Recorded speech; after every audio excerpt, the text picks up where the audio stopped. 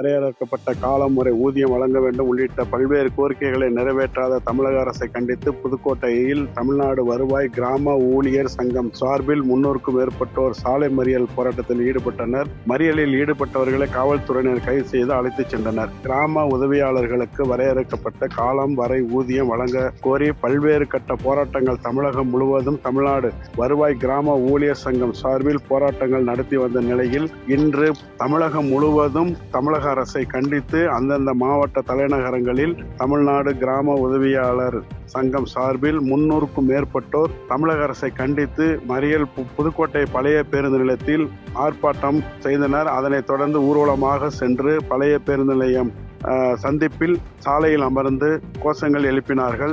ஒற்றை கோரிக்கைகள் நிறைவேற்றாத தமிழக அரசை கண்டித்து கண்டன முழக்கங்கள் எழுப்பினார்கள். மாவட்ட தலைவர் செல்லையா தலைமையில் இந்த சாலை மறியல் போராட்டம் நடைபெற்றது என்பது குறிப்பிடத்தக்கது. மறியலில் ஈடுபட்டவர்களை காவல்துறையினர் கைது செய்து வேனில் ஏற்றி தனியார் திருமண மகாலில் அடைத்து வைத்தனர்.